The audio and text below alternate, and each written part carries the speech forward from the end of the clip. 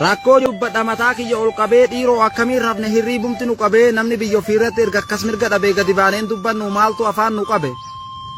Akkamitti callifnasii akkamiin callisanii akkamitti dubbanna maqaa nutti baasanii akkamitti jiraanna jiru nutti hadheessanii waa takka badii malee hidhaatti nu guuranii qabeenya keenya saamuuf bar hirriiba dhabanii ta'uufii didde malee silaanuu awwaalanii. Walloo koo yaa abbaa dhugaan keetii abshirii halagaa yoo marfamtes abdiin kutin abshirii balballi yoo cufame karaa hin dhabu aarrii walloo roorroon cimattee ka'ii diina manxarii ofumaaf obbulchina malee nun bulchu amaarri. Mee warri rakkoo walloo hin hubatin dhagahaa gabrummaa jaarraa afurii mee miizaanarra kaaha namni namummaa qabu xiqqollee namaanaha. Yaa namaaf lafa walloo akkamitti as geessanii gabrummaa jaarraa afurii kana akkamiin dandeessanii jedhee hoon hin gaafadhu deebinaaf deebisanii. Isa kamsitti himannee duuba isa kam dhiisanii silaa tokko hin jiru wanni nu mudatini akkuma bineensaatti nu adamsaa turani. Isa kaanis ajjeesaa isa kaan fannisanii lafuma keenya irratti ibiddaan nu gubanii. Akka nuti hin baranne mirga nu dhowwatanii jaarraa afur guutuudhaan mataa gannu tumanii. Takka harkan kennine nuti sodaa isaanii gaafa irra aannes milkii gaafi nurra aananii.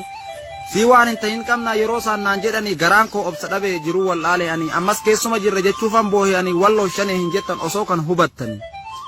Rakkin ummata keenyaa kana bichaa miibara hanga xiqqoon dubbadhe guddaa garaana jira alhamdulillah garuu kunoo as geenyee jirra. Akka namaatti hin jirru akka rabbiitiif jirra hidhaaf dhiitichaan diinaa hafuu baatus nu bira. Hanga har'aa obsine obsa fixannee jirra. Kan walloo shanee jettu na dhagahaa hundinuu namni udduudhaan malee afaaniin hin udu'anu kabajaa qabna malee walloon nama sodaannu. Nu hidhaaban deeggaru dhaabat akkas hin qabnu oromummaadhaaf malee dhaabaaf jechaan qabsoonnu rabbi tokkicha malee ilma namaan abdannu. Rabbi keessan sodaadhaa kaaliquma ol tahee lafeen ilmaan Oromoo maaliif jecha bobahee bilisummaan baantan kun maaliif akkana tahe. Kaanis quufee shubbisaa garii maaliif beelahee ummata gammoojjii baalee san argee garaan nanahee biyyi handhuura qabsoo baalee tarra beelahee harargeen kan shira diinaatiin bara darbe buqqa'e bona aduun gubatee ganna roobaan dhamahee walloon kufee kuffisuu jira yoom takkaa gadi taa'e hundinuu quba qaba kaanis argee dhagahe. Qeerroo Oromoo ka'aa bakka jirtanii oromummaan dhaabbatuun kun dirqama keessanii sabni Oromoo tokko maaliif lama gootanii dhiigni Oromoo tokko maaliif lama gootanii osoo walloon hidhamuu osoo baalee beelahuu osoo harargeen bohuu bilisoomne jettanii. Ijoolleen walloo ka'aa dhufe gama keessanii diina sin nyaachuudhaaf afaan banuun gartanii kilaash keessan fudhadhaa akka mala keessanii kufaat fi kukuffisaa bahaa qooda keessanii.